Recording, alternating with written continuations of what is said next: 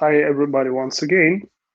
In this part of our call, I would like to make a small presentation on the recent developments. In this developments is a part of Rust written LNPBP core library. This is a library we have created at LNPBP Standards Association for helping projects to build layer 2 and layer 3 solutions on top of Bitcoin and Lightning Network.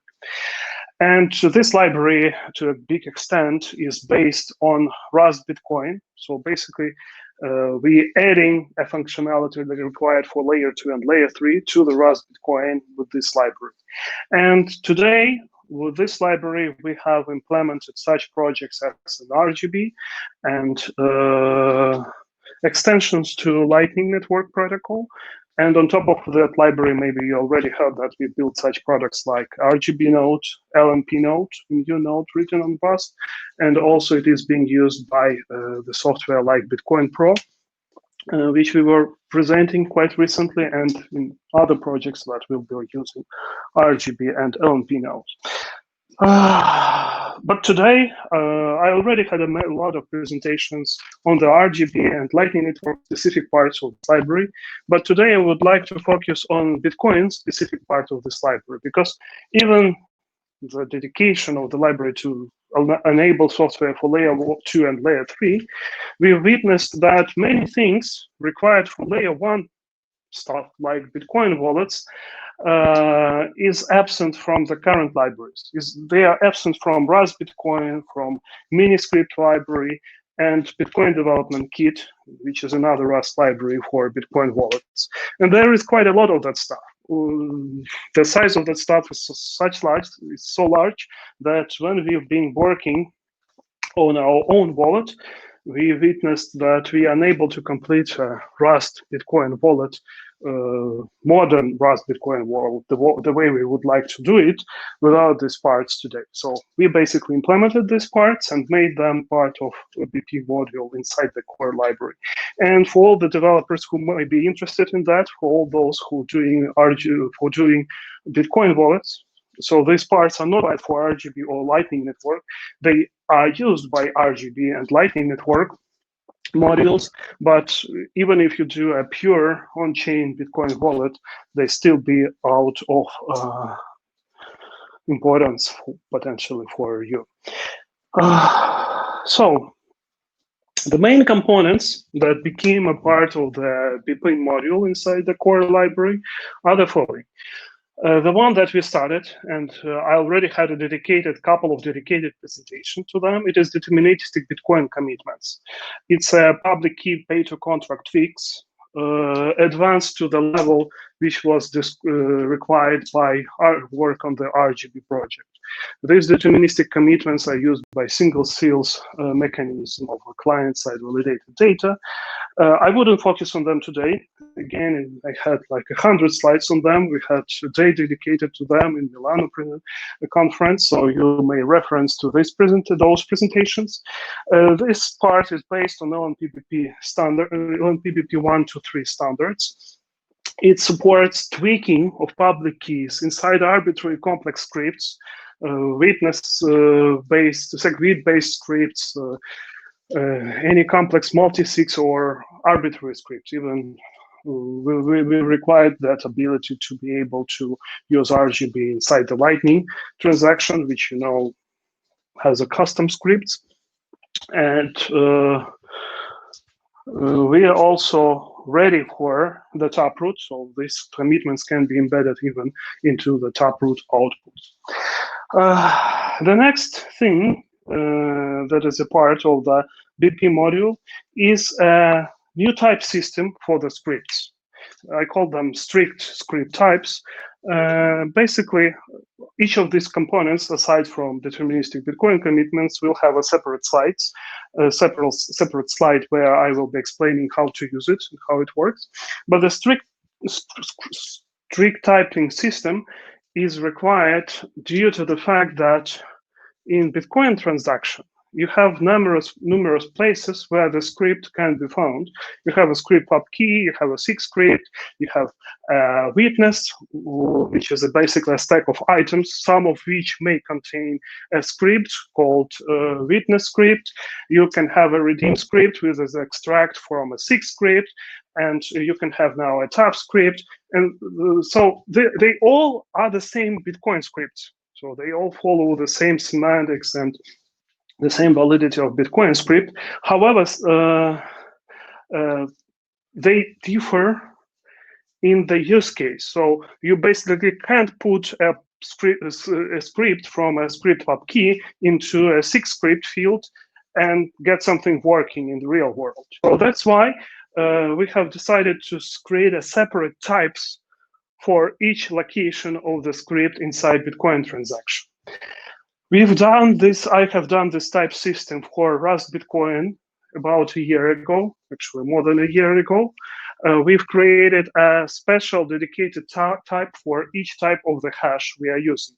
Again, you know that inside the Bitcoin transaction and Bitcoin protocol, there are multiple places where, for instance, SHA-256 double hash is used, but semantically, these places are different. So I have created a proposed first. The proposal was accepted by Andrew Pelstra and Rust Bitcoin community, and I developed the hash type system for the Bitcoin type. So, for instance, transaction ID, which is a double SHA-256 hash, now is a distinct type from a, for instance, public key hash, which is which is once again a double SHA-256 hash.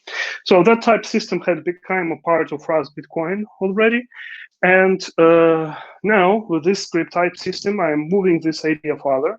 These script types are not part of Rust Bitcoin. They are part of the LNPBP core library today. But as many other things, I will be putting that as a proposal to Rust Bitcoin. So at some point of time, they may move there.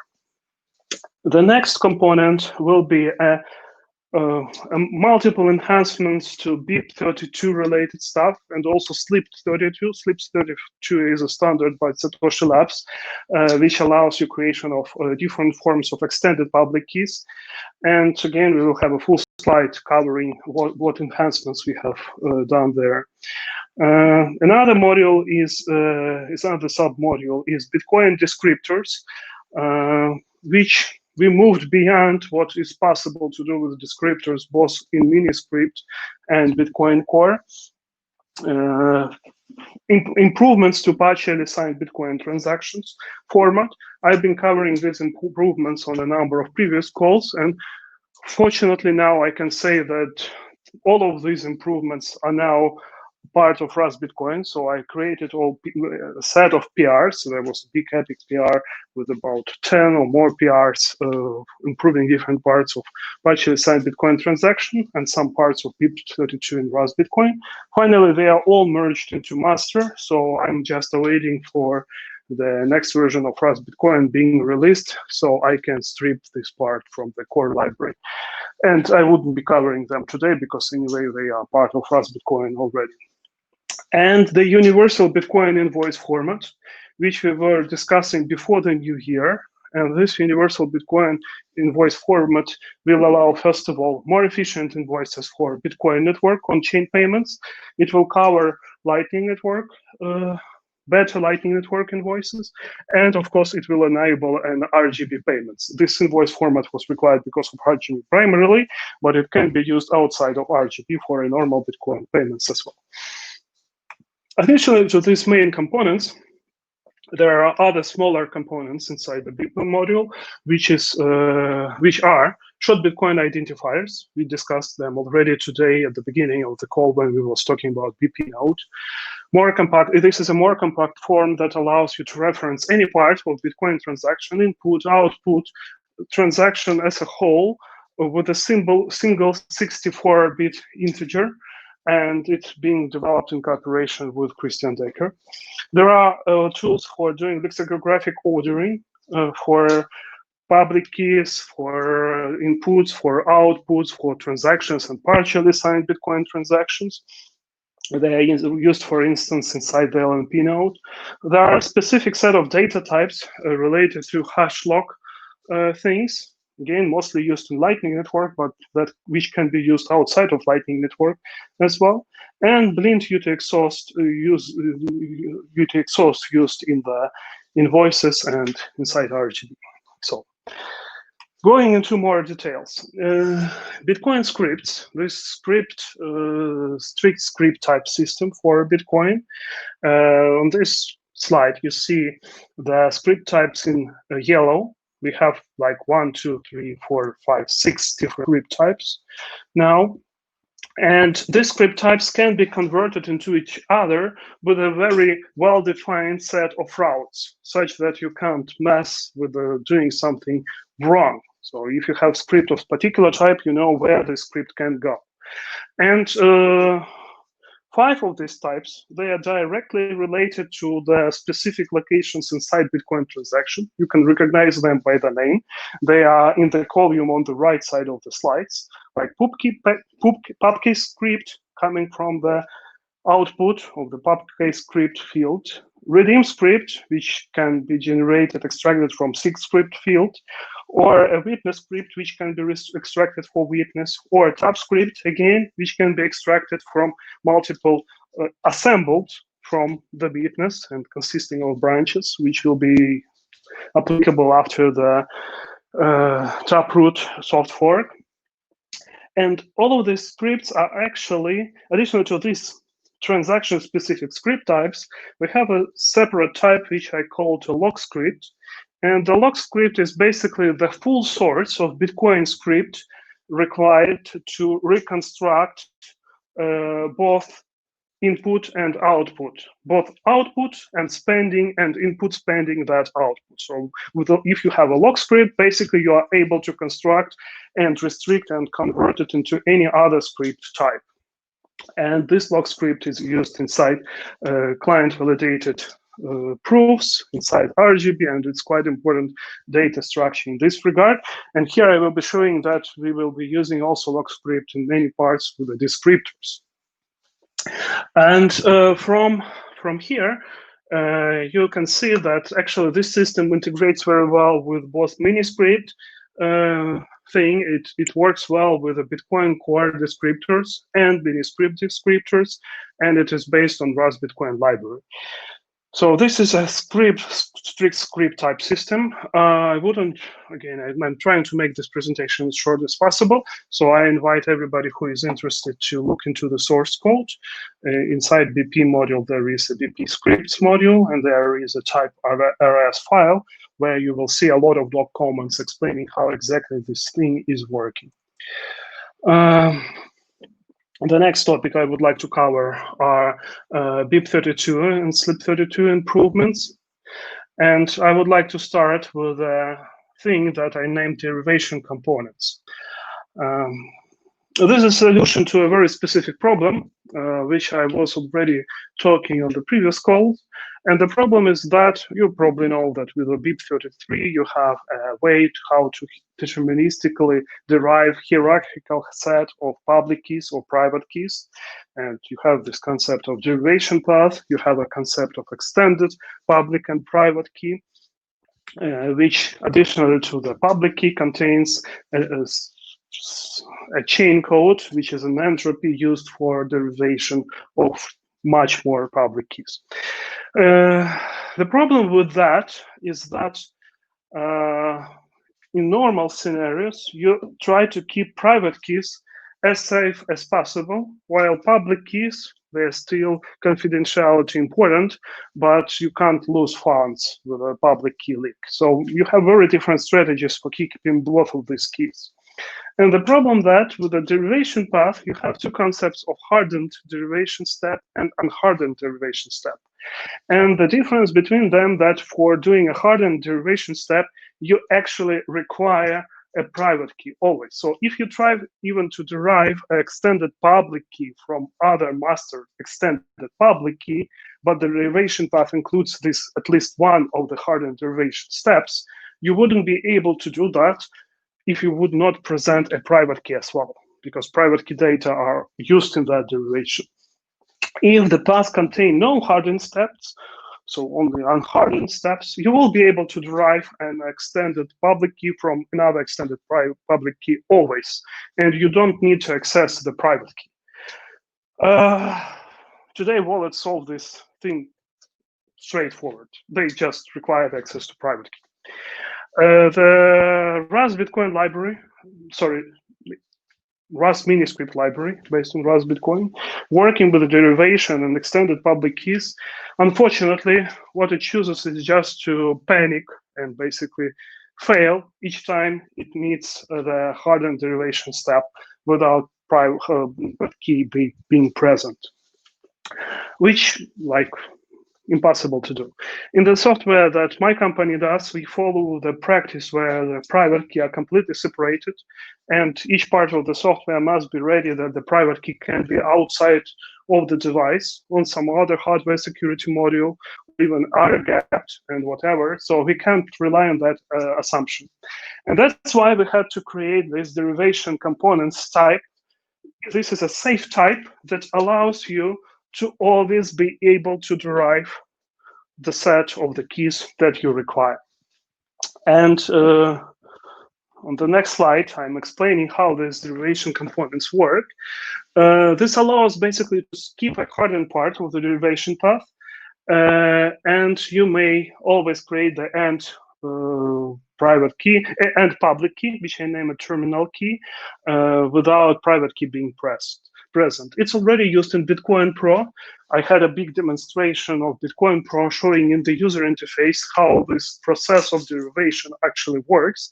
And that process that I was demonstrating, you can find the presentation in YouTube, was basically based on this derivation components type. And the derivation components type was developed during the development of Bitcoin Pro.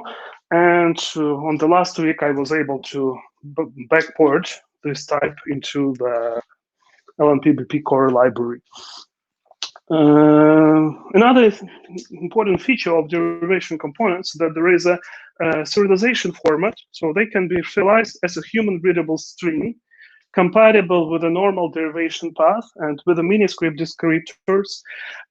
So you can basically paste it into a miniscript or other forms of scripts, and it is used throughout the whole type system that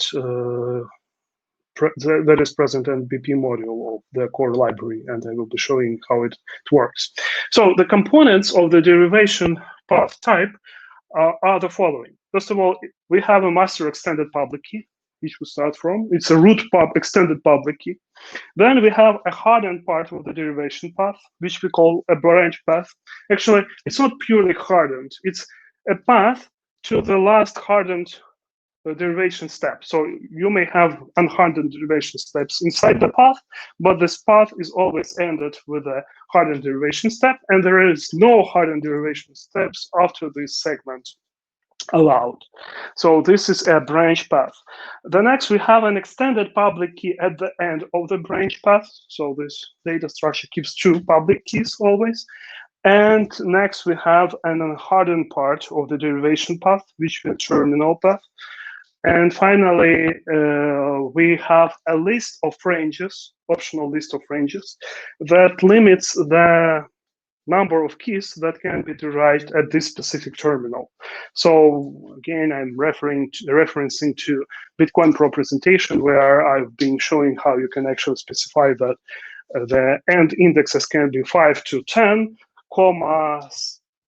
12 to 14, for instance, and it will create a set of extended public key derived from this derivation component, counting like 10 keys only, and with that you can write quite an advanced software and wallet libraries. So this is a derivation components, which is a part of BIP32. Of course, this type required a lot of work. So basically, we had to recreate and rewrite most of the data structures present in Rust Bitcoin. So we have now hardened and unhardened derivation path steps types, special derivation step types, and much more. We have also created a lot of routines for working with a complex derivation path, finding this hardened part, separating it from unhardened part, and so on and so on. The most important is all are type safe, meaning that they can't panic, and you may be quite sure that the software written with it will be stable.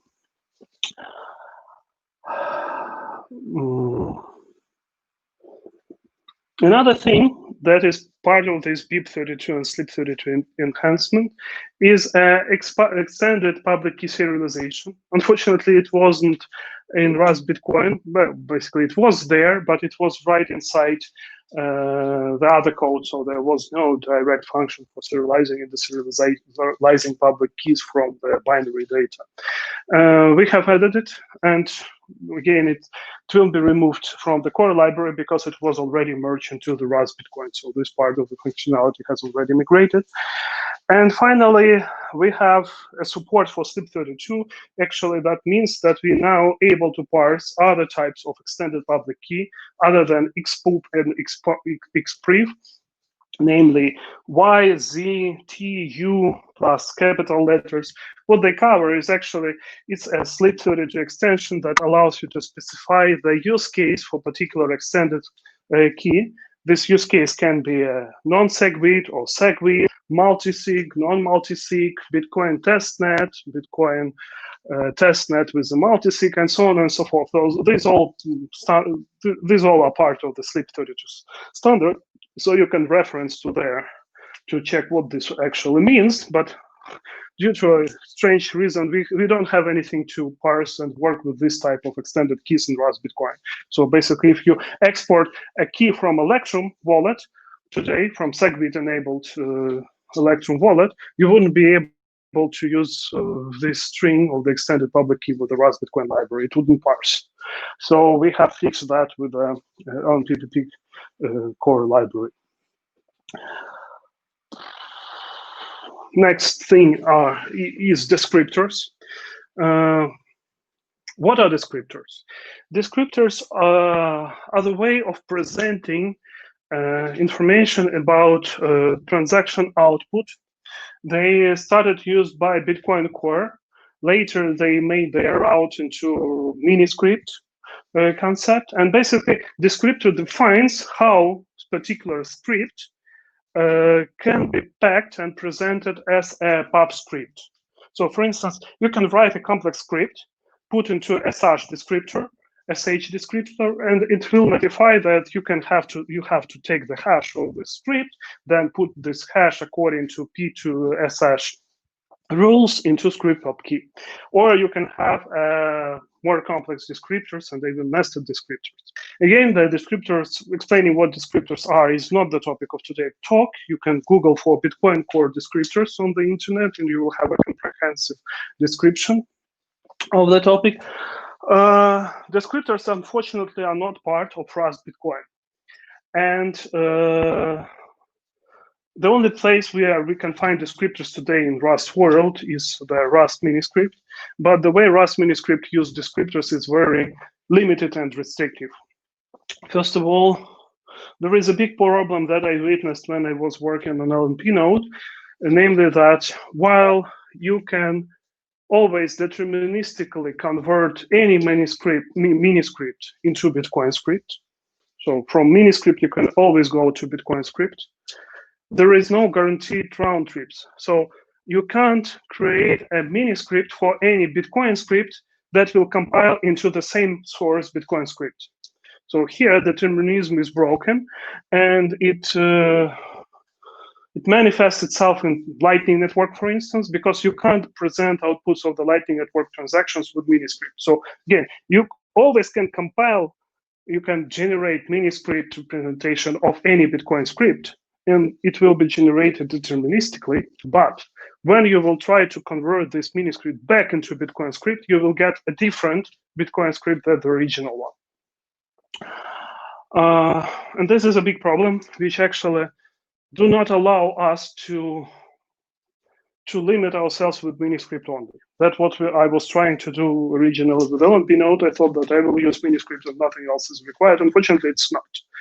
And if I would like to query Bitcoin blockchain for a particular transaction, channel opening or channel closing transaction, I wouldn't be able to do it with miniscript only. I will need a normal Bitcoin script and normal descriptor. So descriptors with a Rust miniscript library, they are not appropriate since they limit you to use of miniscript only. So we had to develop our own descriptor type system, another thing that we had to develop. And it's now part of LNPBP core library. And well, there is a few thousand lines of code. I will try to cover the most important part of its functionality here. There is an ongoing effort of migrating parts of this thing into Rust miniscript. And we have at least one approval for having, for instance, descriptor categories being part of Rust miniscript. But I think it will take quite a lot of time. So for now, those who will be interested, they will have to use LNPBP core library to work with such descriptors. What these descriptors include? First of all, we define such thing as a descriptor categories. What are descriptor categories? It's an alternative to a descriptor when we need to abstract from specific type of the data we use inside the descriptor. So you probably know that you can use a single sig thing with a single public key, and you will have a one set of descriptors. Namely, it can be pay to public key or pay to public key hash or pay to witness public key hash, or even pay to witness public key hash embedded inside the pay to script hash descriptor. But in all these scenarios, you're working with a single public key. And there are a set of descriptors related to script. And these descriptor categories, it abstracts you from whether you work with a public key or a script. And basically, we found that there are only 5 types of descriptors that both applicable for single sig and multi-sig scenarios. And we named them after Bitcoin core, but some of these names were arbitrary. The bear variant is actually a variant when you explicitly put the script or a public key inside the script pub key. It's an ancient variant, but today it can be used, for instance, for creating op return outputs. The next is the mostly used variant when you put a hash of either public key or script into the script pub key. The next option is to have a segwit option when you use a different hash and you prefix it with a witness version, which is 0 of today. And basically, segwit is a witness output with a witness version 0, because it has been introduced by segwit, all these standards. While another option is to do a taproot output, which is witness version 1. But it's not segwit, it's already taproot. So the difference between segwit and taproot is basically the version of the witness. And there is also a nested format, which is embedment of segwit outputs inside pay-to-script hash.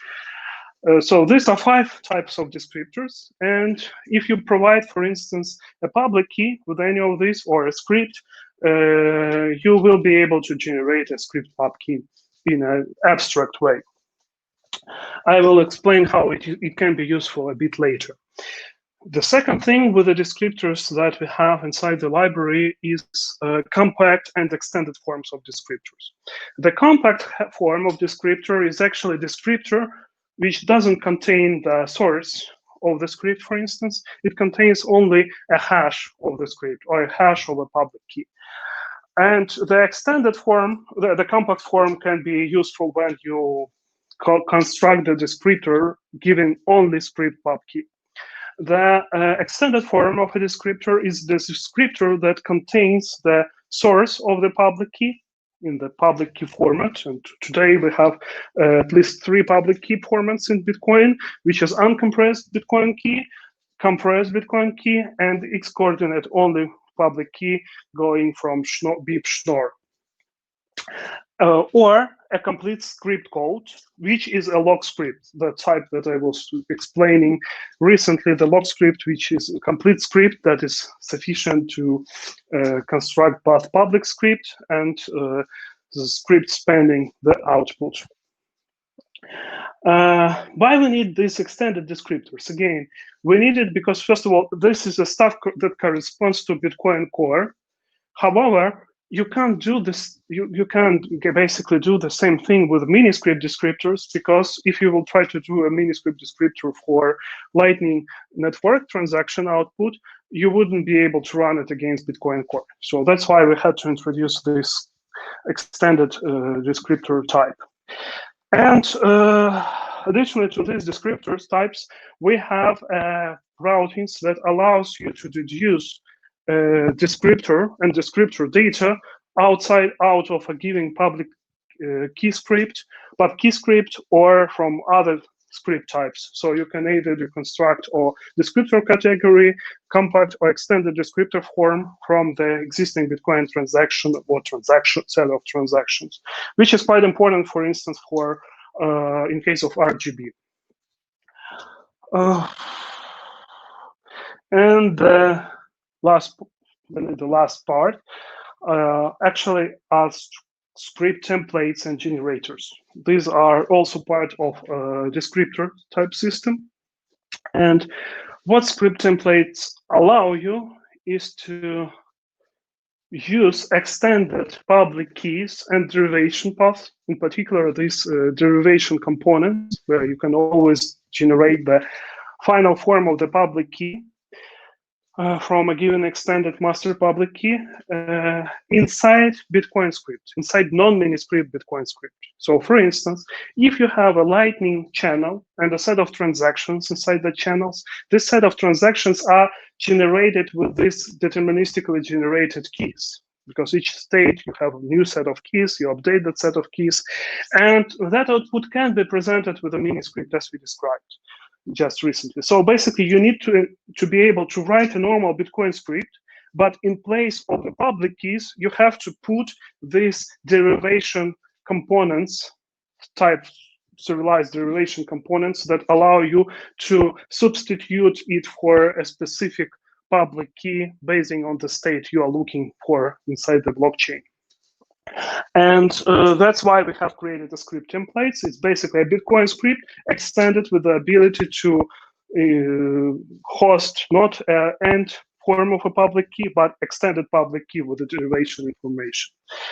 And with this script template, on top of descriptors, script templates, and descriptor categories, we have created such a structure which is called a script generator.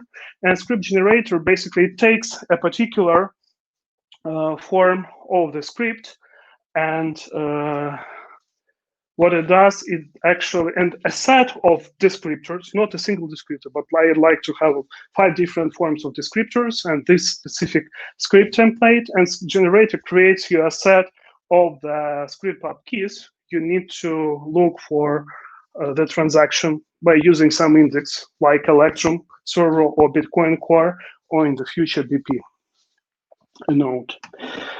So the final slide of this presentation is actually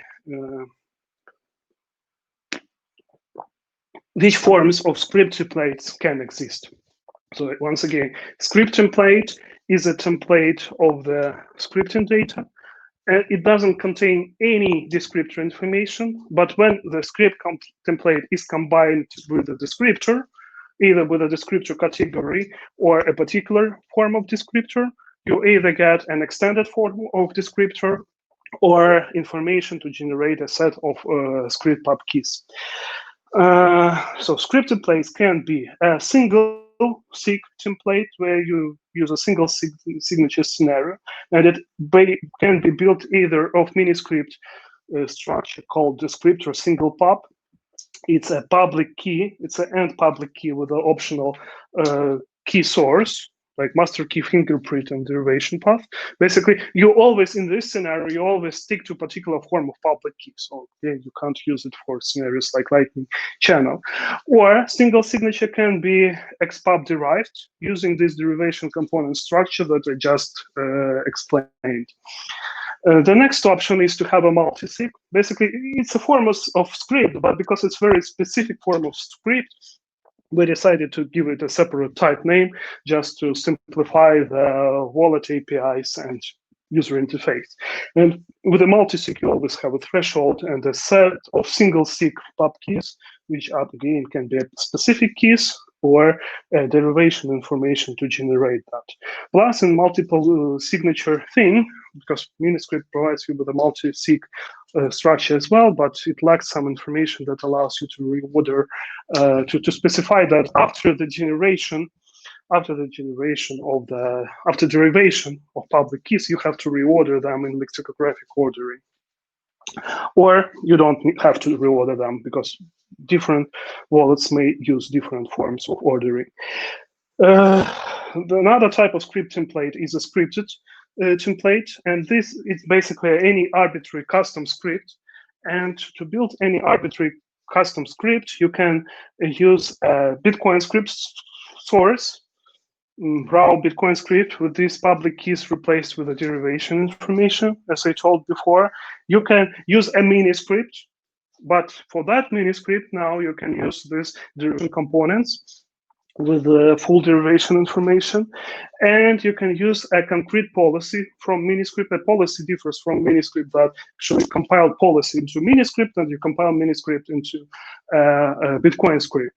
So the policy provides you with additional information on the optimization. So you can use miniscript policies also as a keeper of the custom script scenario.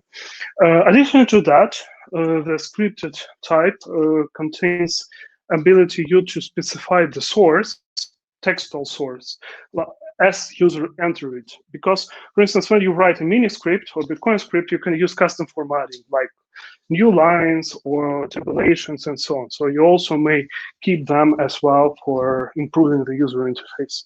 And finally, there is an option for the future USIG and TypeScript options. It's not completed yet. Again, we need to see the thing going live, but it's there and it's already ready for adoption of the taproot. So that's all for BP module of the LNPBP core library. I understand that these topics are quite complex. Unfortunately, you witness them only when you try to do some advanced wallet functionality. We already have at least one live use of this module, which is, well, 2 live users, 3 RGB node, LNP node, Bitcoin Pro, and quite soon we will be releasing our wallet called MyCitadel, which will use the same functionality as well. And we invite more wallet developers to start using LNPBP core library. If you are not satisfied with BDK and Rust miniscript, which may be a case if you try to do something related to Lightning Network or to a more complex scenarios when, for instance, private keys are always kept separate from the public keys. That's all.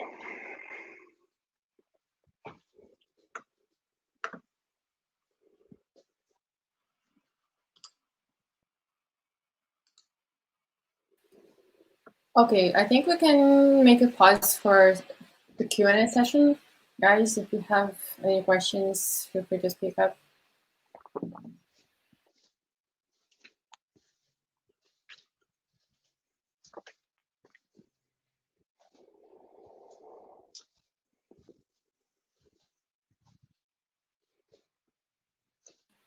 Okay, then I think I will wrap up the video recording now. Thank you for the presentation, Maxim. And I'll upload the video on our YouTube channel as always.